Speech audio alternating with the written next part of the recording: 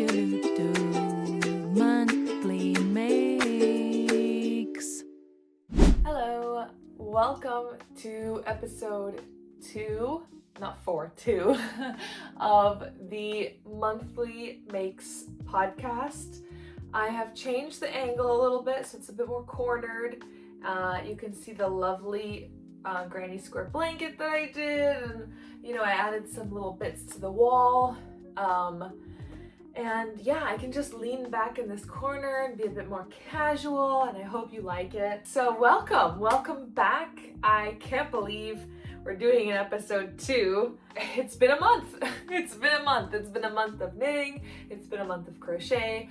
I hope you grab your knits and something warm and toasty to drink and just get settled with me and talking about everything. My name is Carolina Loops, but my name is Carolina, and this is my channel where I talk about knit and crochet stuff and anything that is crafty. And welcome if you're here for the first time, welcome back if you're not. And I'm so excited to get into this. The way that the podcast usually goes is I show you my finished objects, I show you my whips, and then we get into a little bit of a more personal discussion and maybe even some trends that I've noticed. So let's get cracking. Let's get started. The first thing I want to talk about is finished objects, finished goods. And in my last podcast, I kept saying whips instead of finished objects. So I do apologize if I start that again. But yeah, this is really exciting. And this is going to be a smaller podcast, a shorter one, just because, first of all, there's less days in the month in February. The second reason is because I am, back to work. In January, I had all the December projects that were small, all the stuff that was going on, and all the rest that I could, and then people were still on holiday, and then now everybody's back and everything's happening, so I had much less time, and that means that there's now opportunity for more the next month, which is really exciting. So yeah, let's get into it. Let's get into the finished objects. I have my handy dandy notebook here, so I will be looking over at the list of things that I've finished, and I've changed, instead of having a list of whips, because that was really hard to keep track of, I now put them into this box and I can keep track that way. Everything has fallen over. Let me pick that up. There we go. And if you want to see me organize my whips and how I came to this kind of method, I do have a YouTube video, and all videos and all links will be on this side of the screen, but they'll also be down below in the description. I did notice that in the first podcast, some things were missing, so I'm still working to update everything and make sure that I link everything and show everything properly. I'm quite new to YouTube, so bear with, but I am really excited to start venturing into this community and sharing everything, because that's something I really love to do, is just share everything that I'm really passionate about. Let's get into it. So the first thing I want to share is some bags that I made myself. So last episode we were talking about project bags that I handmade. This episode I sewed them out of cotton fabric. And this is like a woven cotton fabric, and they have ties. So I was very picky with how I did my project bags. The first requirement is that the bottom had to be flat, so that if I wanted the ball of yarn to just be in there and me keep pulling it out, that was an option. Another thing is that it had to be triangular at the top, which meant it needed 2 straps to cinch it to then be triangular. And another requirement is that it had to have pockets on the inside. Now I think it's going to be hard to see, but that is a pocket on the inside. I made about 7 project bags. I made 2 large ones, and I made 5 little ones, and 1 little one I gifted to my mom. Now, I'm not going to show you every project bag, because for me it's really about what's inside the project bag, which is my whips and my projects that I'm doing. But this is the reason that I was able to put everything in a box. They squish, they store down super, super well. And I found that when I was using tote bags, the volume of space that everything took was just really, really big. So I'm really happy with these. I made a lot of these. It took a lot of hours of sewing. I had to figure out what interfacing was and how to iron it on. And I finally dusted off my sewing machine and I was really, really happy. So one day, maybe when I retire, maybe sooner, I'll have an entire room just for sewing stuff and I'll be like a mini fashion designer. That is the dream come true. But for now, I am a mini fashion designer with all my handmade goods and it really brings joy to my heart. So that's the first thing, which I'm really, really proud of. And I have a few of these. So do keep an eye out in the entire video because as I show my whips, you'll see these project bags. They pop up in different colors, in different sizes, in different ways. And these are my favorite things. And I gifted one to my mom and she loved it. She hasn't used it yet, but I know that when she will use it, she'll be converted for sure. Because I love these. And it's literally the small one is big enough to fit a pair of socks that have like multiple colors. It can fit gloves, it can fit a beanie in here, so it's perfect. But the bigger ones is because I also crochet stuff, and you can imagine something like this doesn't fit in here. So that's the first thing. The second thing is my socks. So these were almost done in the previous podcast and they were my whips. And now they're done. The reason that I love them so much is because of this kind of pinkiness with the neutrals, and it just reminds me of like cherry blossoms. So I found it like super, super beautiful. And oops, I have two. So how I do my socks is a shadow wrap heel. It is my absolute favorite heel construction that I do. And I do a 2x2 ribbing at the top. This one was about 4.5 inches length, which I find that for a shorty sock, for me, it has to be 4 inches. And then that is the perfect size so it doesn't slip under my sneakers or move around. And I usually do 1.5 inches of ribbing if I do it shorter. And then I find that 5.5 inches length is the maximum length that I want to go for a sock for myself, just because I really, really do not like wearing long socks.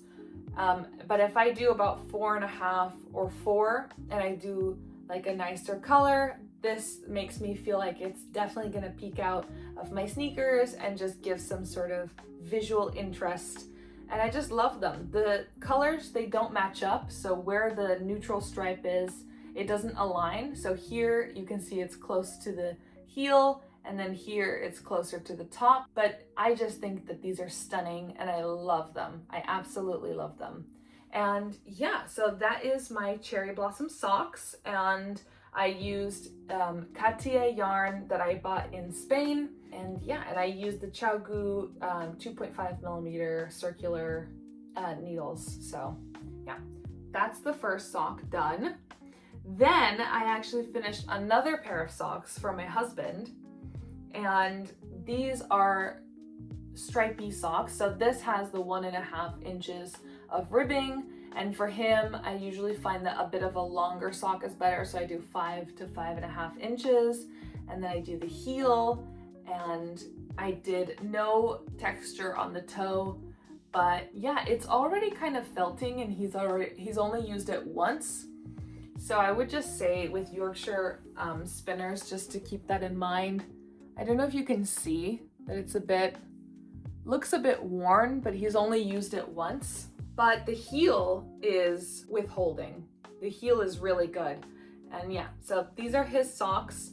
And it's actually kind of interesting because I started these socks for myself and then I found this yellow color with the stripes. I didn't like it very much and he was obsessed with it. So I said, okay, these are gonna be your socks. And he has a blue pair of socks and these socks, and the blue ones he wore during our wedding. And then these ones he calls his everyday. So he now has a fancy wear and an everyday wear and he loves it. So that's the second finished object. And again, I did the shadow wrap heel. I just guarantee that almost every sock you see will have a shadow wrap heel, unless I say otherwise. But it is my favorite thing to do. It is so easy, and I could probably do it with my eyes closed now. So the next thing I did was a hexagon cardigan. I have a whole video on this, so if you check that out here, and I will also link it down below. I took quite a while to do this because I was filming a video for it, but really my video is talking about the modifications that I made and trying to just inspire some different ideas, some different vibes. There's hundreds of hexagon cardigans out there. There's hundreds of textures and designs and methods, and I have 3 of these already, so this one is my 4th now in the collection. No, or my 3rd, I don't even remember anymore. But I have a lot of hexagon cardigans, and this one may be my favorite. It is so stunning. I used a Aldi yarn from the Aldi yarn event. So twice a year, Aldi, the supermarket, sells yarn. And it's like a whole thing because whatever they put out, that's it. It's super limited. You get what you can get. So I got very few balls of yarn, which meant that for the sleeves, I had to get creative and use this pink, which is also from Aldi. But then I used the same yarn that was here on the cuff. And I absolutely love how it turned out. I love this cardigan. This is the kind of cardigan that I would see as appropriate to wear out of the house and in the house. And I've worn it during my meetings and it looks super nice. And the buttons on here, they say handmade with love. But if you want to see a lot more details on this cardigan, definitely check out that YouTube video that I made, because you can see the buttons up close, you can see everything up close. And it's not a tutorial, but it's definitely just kind of like a vlog and, you know, make this cardigan with me and just get inspired about the hexagon cardigans and all the modifications that you can make. Because even something like the cuff, the length, having it more fitted, having it more cropped, all of these details you can choose. And that's what I love about the pattern of the hexagon cardigan, that you can modify it any which way you want. And that is so fun for me.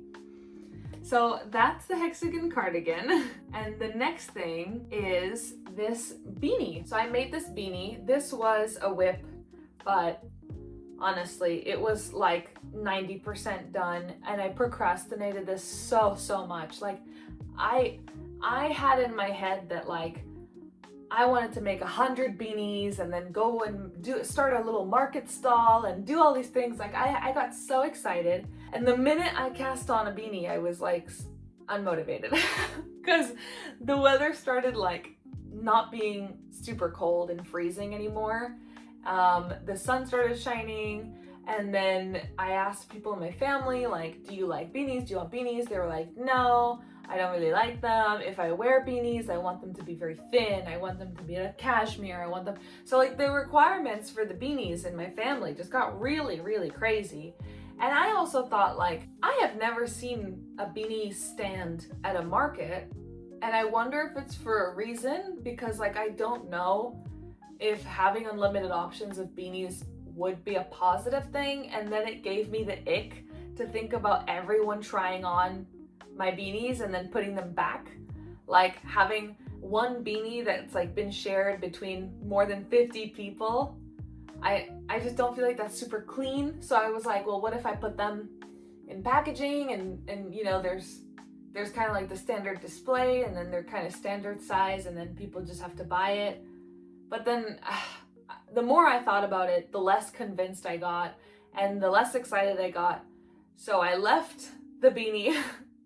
And then a few days ago, I was like, I really want to finish a whip. I want that instant gratification of like, I finished something, I'm so happy. And that's when this beanie came back to being useful to me. So I finished it, and I love it in my personal collection, but I don't think starting a beanie business is in my near future. Honestly, starting any kind of crochet business gives me a lot of anxiety because, I just know that I am horrible at interacting with people. Like, I am such an introvert and I get a lot of anxiety. So if you have any tips on how you do a crochet business or what your thoughts are, let me know. But I got so unmotivated, and then this came back to being useful, and then I got super motivated. And yeah, so this little silver thing here, it just says made with love, and they're my favorite little tags. I don't know if you can see that it says made with love, but these are my favorite things to add to handmade goods because sometimes I give these away to like friends and family. So we'll have people come and visit and they're really cold, and then I give it to them, they wear it all day, and then they're like, wow, this is so comfortable. And I just say, keep it. And you need to see the sparkle in their eyes when I say keep it, and they know it's handmade and they're already like super attached to it. So that's why I add all these like special touches, because I just know it'll end up not in my home. We're very much a sharing family. Like, we'll give each other, our sweaters, our jackets, our cardigans, our beanies, and we'll let, whoever borrow it for the day. And often we'll just give it away because we feel so much joy by seeing someone else really have something they love. So yeah, I always add that. And this is the beanie. It's really, really cute. I really love it. But this pattern, I forgot to mention, is by Passion Knits. So I'll put that here, this pattern. It's a free YouTube tutorial, but it's a paid pattern, and I'll link it down below as well. The paid pattern is linked down below, and the YouTube video. And I watched the video and I memorized every step of it, and I made hundreds of them. I have a lot of beanies. I actually think I have a TikTok on every beanie that I've made, and that was a while ago, and I've made more since. But yeah, if you have a TikTok, definitely go and follow my TikTok. It's also Caro Loops. But yeah, that's the beanie. And the last thing, I told you this is gonna be a quick one because last time I was talking on and on and on about finished objects, and now I have like 5. I don't have that many finished objects. Oh, chiquita, almost got squished. There we go. This is not even a finished object. This is so embarrassing. But this is called the Rocco bag. And Passion Knits is really well known for making a lot of these. So I found the Etsy, I bought the pattern, and I made this mini one just to like learn every step of the pattern because there's different sizes that you could make. And I made the tiniest version that I could.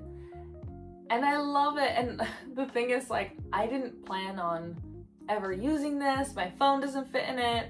I can't put a project in it because of all the holes.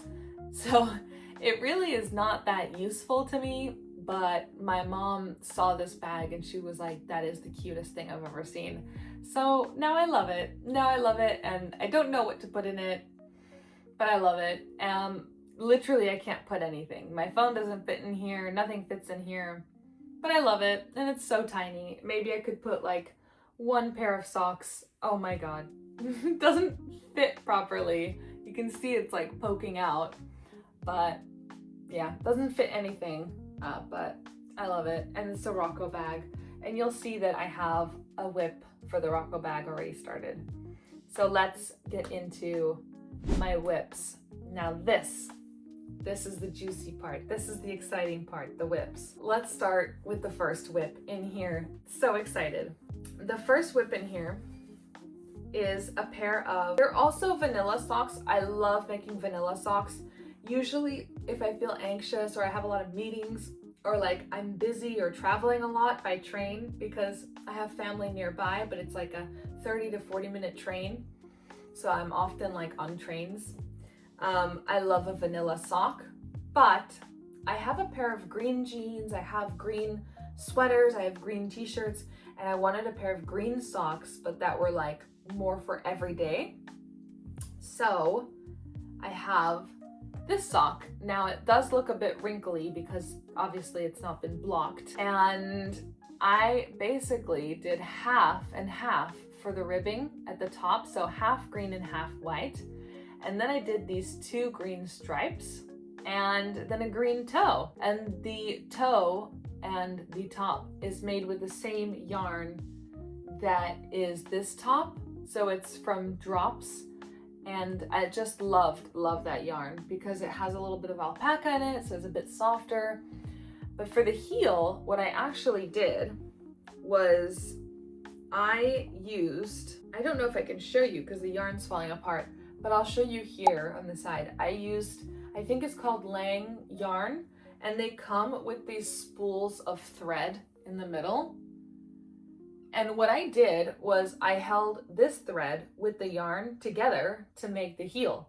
So when I started the shadow wrap heel, I basically took this thread and did the entire heel thicker, holding the 2 together. And this means that I have a reinforced heel. So now my heel is going to be thicker and stronger. So even if it's like white and the white yarn was quite thin, now I feel very confident wearing these with, sturdy shoes, tennis shoes, and my green jeans and my green t-shirts and my green sweaters, and walking around in these every day. So the second sock that I have is so close that it almost hurts that I couldn't finish it in time to be a finished object. But that's not the point of the podcast. The podcasts are not for me to feel pressure or rush myself to finish something. So I just have to take a breath and, just try to still enjoy it, because they don't call it fast fashion. They call it slow fashion. And so you should really feel that you can slow down and take your time and just not really rush it. So this is my second sock, and I am a few centimeters away from finishing the foot, and then I do the toe in the green color. I am so close. I am so close. I am like one Bridgerton show away from finishing this, because the toe doesn't really take that long. But again, I don't want to rush it because that's when I'll make mistakes and then it won't fit right. And I know myself, when something doesn't fit right, I just don't use it. Like, I don't ever frog something once it's all finished and blocked. I just don't use it, which is why when I'm close to the finish line, that's when I'm a perfectionist a little bit. That's when I'm like, all right, let me measure this 3 times. Let me check this. Let me check that. Because I'd rather be a little bit of a perfectionist for 20 minutes, and just have something that I like, than try to be, go with the flow the entire time, have to undo it, go back and forth and back and forth. But yeah, this is my first whip. Just a pair of vanilla socks that are almost done. I would say this is more than 90% done at this rate. So that's the first whip. The second whip, I'm gonna show you the Rocco bag, actually, because it's such a quick thing and it's more than double the size. So this is my Rocco bag, part 2. And you do a granny square and then you start doing some decreases to get like this. So mama, baby, but I've already seen, this is a good size for what I want. And I feel like this would be a nice, decent bag for me. So I'm really excited and I'm getting there, but I think I have a few more rounds to get through to then get the right stitch count for what I need, and then I'll start the decreases. But the Rocco bag is another whip. Oh, also I forgot to mention, some of these project bags have tags that they say like handmade with lots of love, and like there's all these cute little details on my bags, and so there's not one that's the same. Each one was like unique in some way, and I love that. I just love that it ended up being a DIY thing. Next whip is my sweater, and this is not my sweater. So this is the roll-up knit down jumper. This is the pattern. And this is by Lauren Aston Designs. The reason that I found this jumper is because it is worn by Claudia Winkleman. So you can see Claudia Winkleman right there. Or I could put a picture here. But this is worn by Claudia Winkleman, and I basically bought the pattern and am making it for my sister-in-law because she loves Claudia Winkleman. I did have a little bit of a mental breakdown with this. First of all, I do want to give a warning about the pattern. Now, as seen on Claudia Winkleman, it's just kind of a boxy fit. It's, very standard. And so when I went into it, I was like, well, this has been worn by a celebrity. It's going to be a really nice pattern. I'm really excited. And it did say it was beginner level. So I did expect that it would have a lot more of a simple construction. So the first thing that I noticed was, and that I changed in this pattern, and just get ready because I am going to go on a bit of a rant. So the first thing that I changed was I did a stretchy cast on, because I find that and I do have to say, like, this sweater is of a bit of a bigger size than what Claudia Winkleman is. She's probably a size small, and I do want this very oversized, so it's very comfortable. So I do find that, like, normal cast-ons, when you do a folded edge like this, it can be really choky.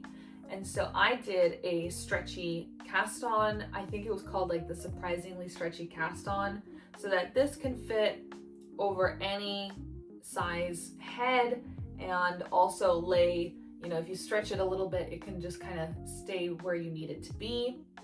The second thing I did, I don't know if you can see, there's like a bump here.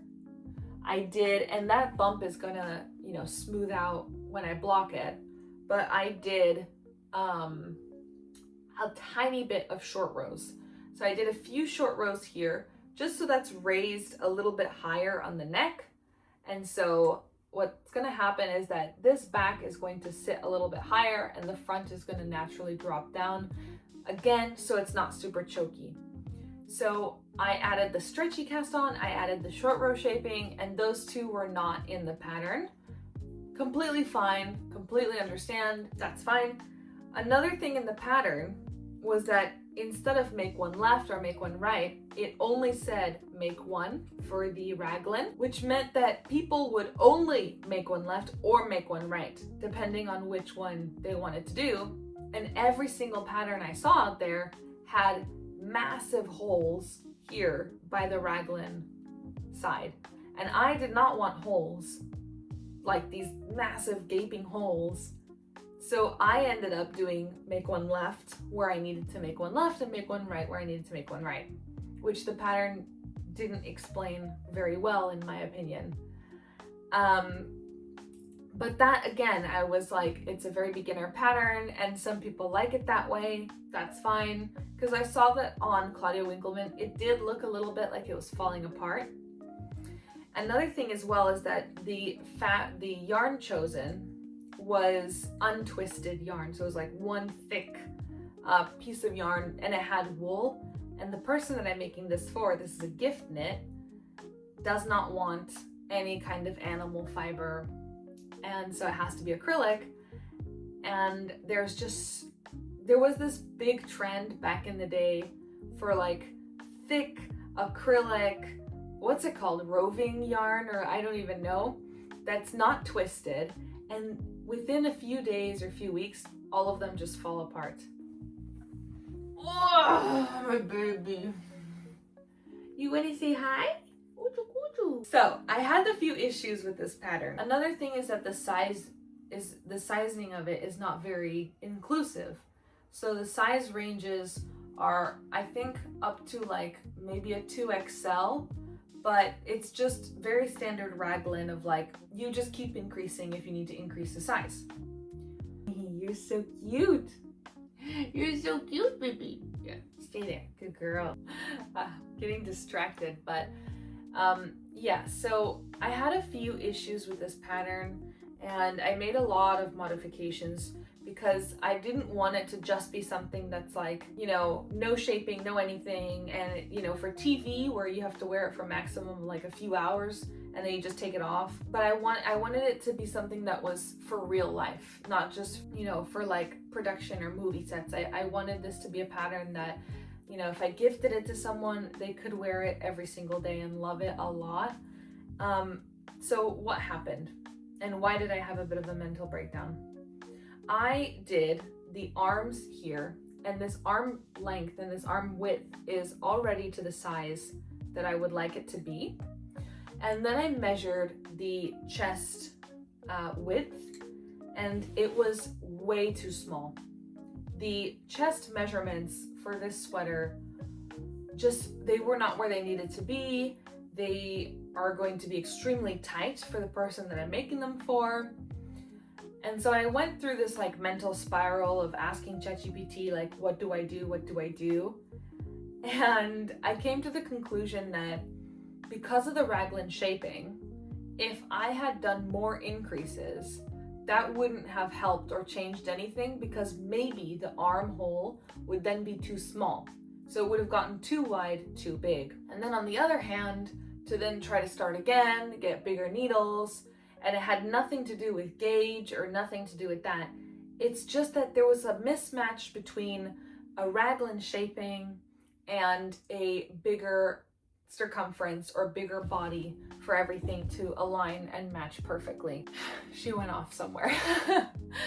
And so that's when I kind of realized, if the only issue I had was the bust measurement, that maybe I have to go back a few rows because I've already split the sleeves down here.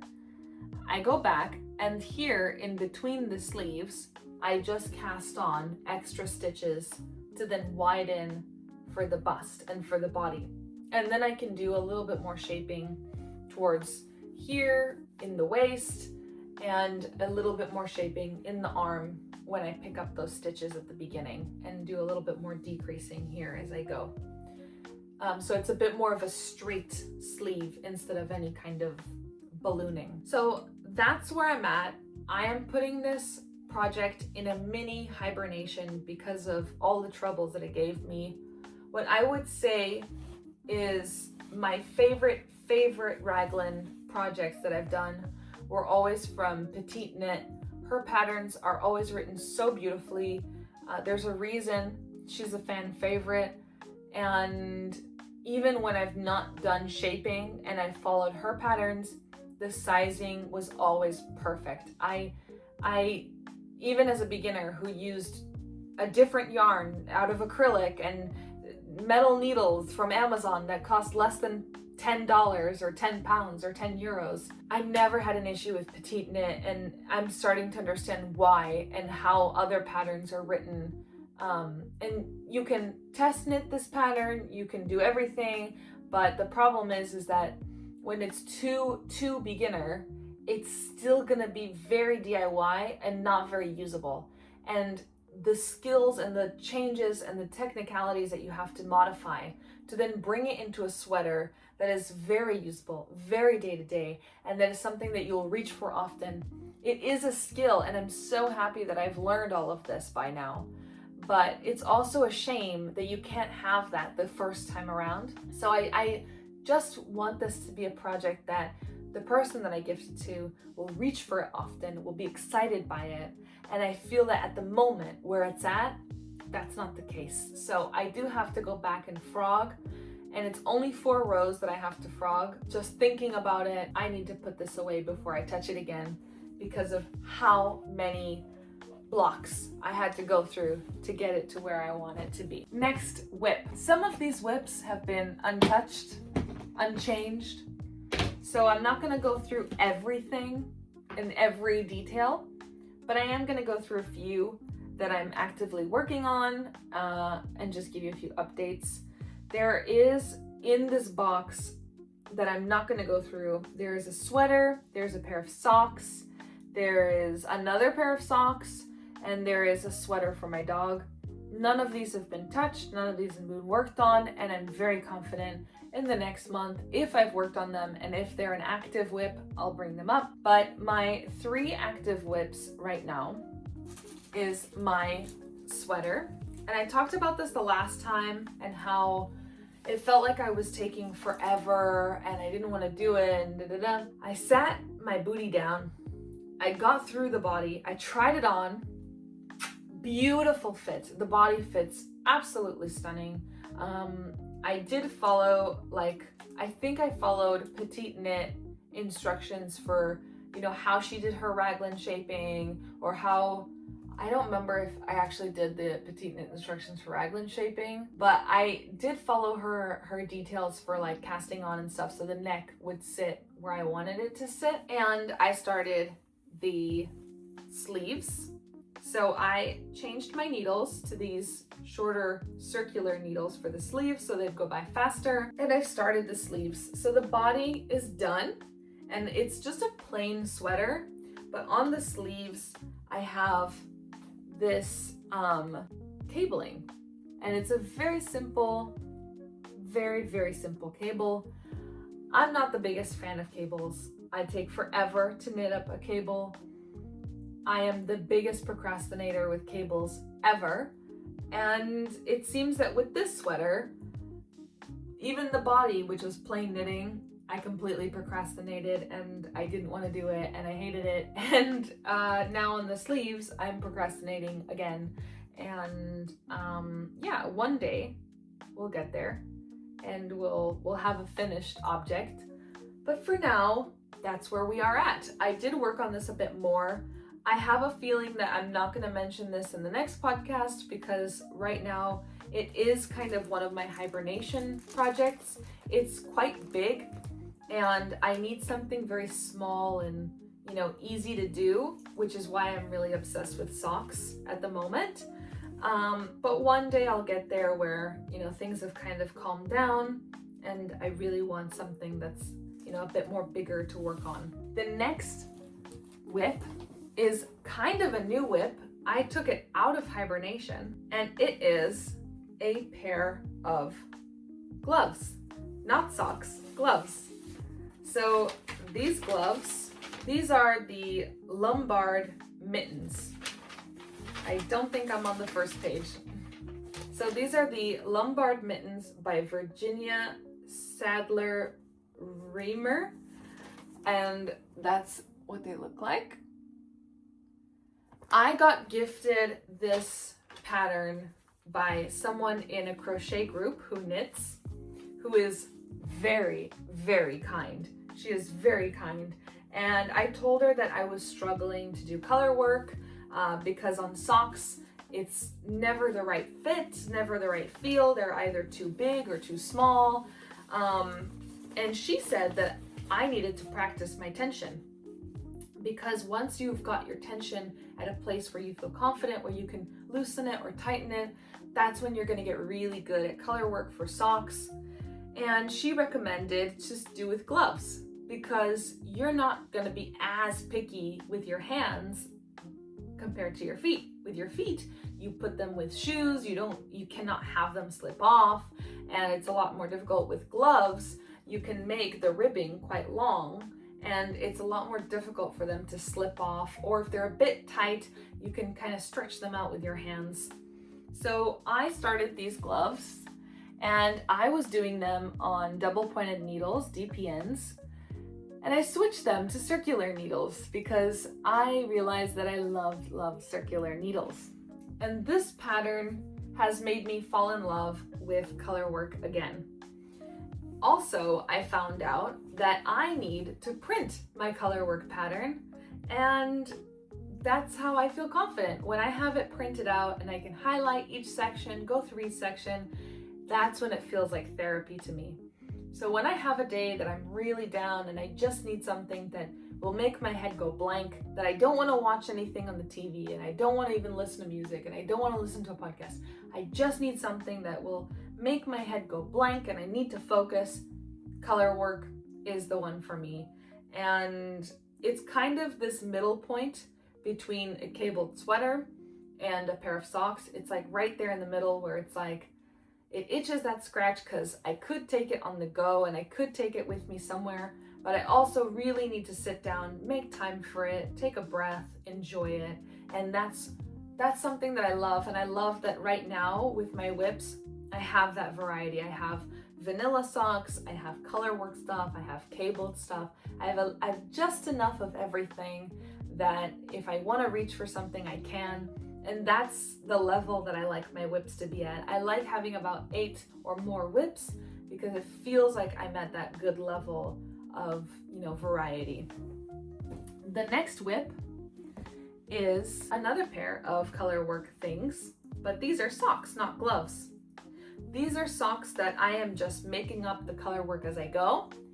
How it started was Summer Lee, that makes all the sock designs very popular, released a video on color work heels. So how to do the heel for a sock that is with color work. And really the heel construction is called a forethought heel. I have since realized that I don't know if I like this sock construction because, I am really, really a shadow wrap heel kind of person. But I got excited and I wanted to give it a go. And so I started color work socks with this kind of heel construction with a forethought heel. Now, the yarn that I'm using is a Zuberball blue yarn. And the other color that I'm using for the color work is this kind of pink yarn. And this is a handmade project bag that was in my previous episode. So I am really in love with this color work. I found all of these color work designs on Pinterest and I just printed them out. And again, I went row by row, crossing everything off, and that really scratched an itch in my brain. So this is the color work design so far. And it is all just kind of self-drafted. Let me get a bit closer to show you the details. So at first, even closer. At first, we have a little bit of like diamonds and then bigger diamonds. Then we have this little flower design here. And I think I messed this motif up because if you turn it around, you see that this is like a triangle. And then here I did little sheep, which I love. And I changed the colors over like this. Did this little kind of triangles. And I changed the colors over into the pink and my dog's back. And then I did sheep. Once I finish the first one, I'm gonna keep a little note of every color work design that I did and make the second pair, which I assume the second pair will go by faster because I have to think less about what design I'm doing and what measurements I have to reach. So at the moment, surprisingly, are you playing with the yarn? You're so cute. Yes, you are. You're so cute. So at the moment, I'm actually almost done with the foot, which is why I loved the concept of it, because it means that you can finish a sock in half the time because you've zoomed past the heel and then you just do the heel and the toe at the end. So you can finish a sock, go on, do another sock, and then whenever you want, you can just do the heel and excuse me, you can do the heel and the toe when you feel ready. But this actually, I did want to say, with having smaller spaces in between, like I change the colors more often, this has been a lot more stretchy, a lot more forgiving. And from practicing a little bit of color work on the glove, I do feel I'm getting at a better place where I think I'll definitely have one color work sock on the go in my future quite often. But I love it. And I think as much as I can have a million vanilla socks, it's always nice to have something that has a design, has a personal touch, feels really special. The only thing that I kind of regret with this sock is that the main portion of the color work is after the heel. So you can see this green line here. That's where the heel is gonna go. So everything after that green line is the foot. And I wanted this intentionally because I just wanted to practice my color work. I didn't want anything crazy, but I do think if I do this construction for the heel again, I do color work again, I am definitely going to consider having the design a little bit more predominant at the top, and then maybe just doing a plain foot, or maybe just doing a more simple color work motif for the foot, instead of the really nice design where you're not going to see it. But I do love these. I really do love these socks. And now that I've added the sheep as part of the design, I love it even more. One thing that's actually really funny is I found out that these wooden buttons are her favorite. She loves licking them. I don't know why. I don't know if it's the wood, but she just loves them. She loves them a lot. And yeah, just quickly, I want to show you some of the other whips, even if I said I wasn't going to really show them because they're not active. But I do feel like I just want to give you a little peek at what they are. So this is my dog's sweater that I mentioned, and it's just the collar right now, but I'm considering adding these wooden buttons because she's obsessed with them. I don't know why. I don't know. She loves the wooden buttons, but as long as she doesn't destroy it, I'm okay with it. And the only other one that I wanted to show really quick was these socks. I am getting more and more motivated to finish them. They are a DK weight pair of socks. They're extreme shorties, but I did do this kind of bump on the back side so I can pull them up in my shoes. I got more unmotivated because there's an alpaca blend in it, and I started thinking like, oh, what if these don't last, and what if I can't wear them out? But you know, I don't see the problem of having a pair of socks just to wear at home. Sometimes you just need that little bit of luxury, and knitting is luxury. You do get luxury items that you get to have at home, get to wear at home. But we'll see where this goes because I really, really, really want to finish this so I can make a pair of the penny gloves by Petite Knit. Those are my favorite gloves. I have never ever known that making gloves could be so crazy simple, so easy. And I really recommend if someone's like, I want to make a pair of gloves, but is there anything ultra beginner friendly? The penny gloves. The penny gloves, the penny gloves, the penny gloves.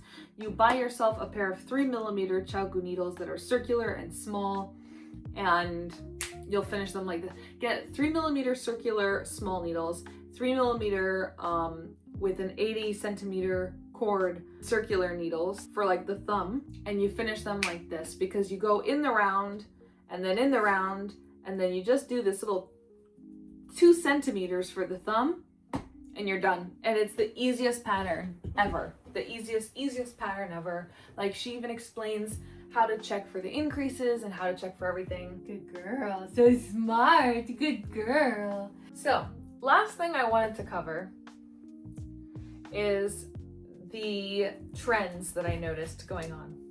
So of course, February was Valentine's, and I noticed a lot of those rose blankets going around on the internet. So there are circular blankets with white in the center and roses all around. And this was everywhere. And I mean like everywhere. It was like a fever. Everyone wanted one, everyone made one, and the reason that I say that this was so trendy is every Valentine's Day I notice it popping up. But this time I had family and friends sending me the TikToks that they saw, and they are nowhere near the crochet and knit TikToks world that I'm in. Like, they don't see any of that in their algorithm, and if they're sending it to me, it's because it's had an impact. So that's the first thing I wanted to talk about. The second thing that I wanted to talk about is the Sweet Shop blanket. So the Sweet Shop blanket is a pattern by Laura Penrose, and hey, she's making a mess. She got bored. She's like, I'm done cuddling. I'm gonna try to destroy something. But Laura Penrose made the Sweet Shop blanket, And that was very popular because everyone who has scraps, who's then going through the advents that they had in December, now in February, they're getting themselves organized. They're out of the winter dread. Up, come on. She is causing such a distraction. I'm so sorry.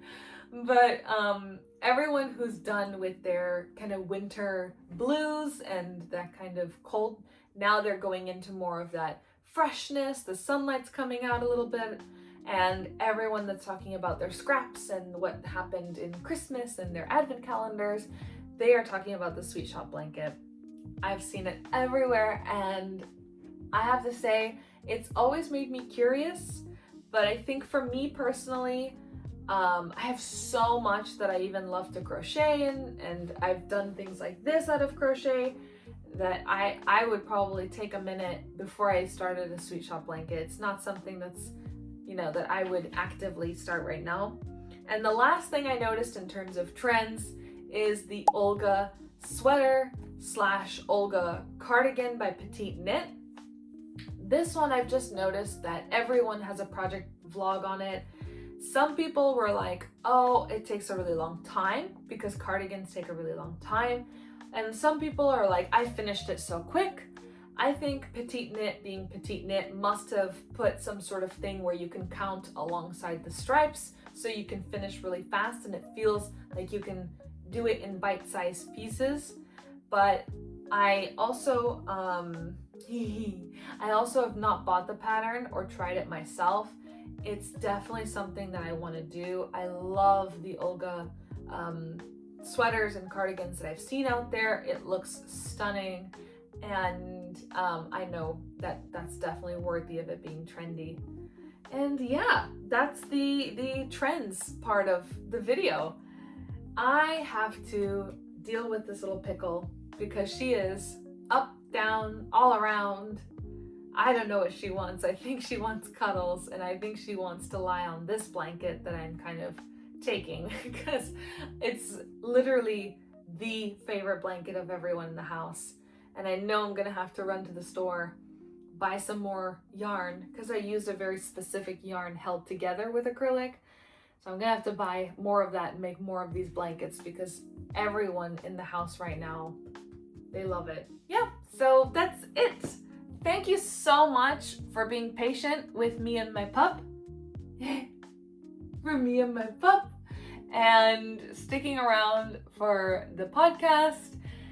This one's been much shorter than the first one, but I'm really excited to just cast on some more things in the next month.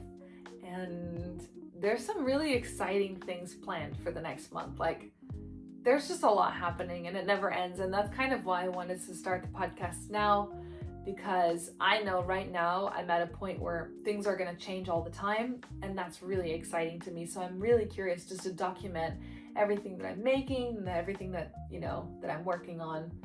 And yeah, thank you for coming along. I'll see you in the next podcast or in the next videos that I upload. And like and subscribe if you've liked this video, and follow me on my socials. All right. Bye. You say bye? Can you say bye?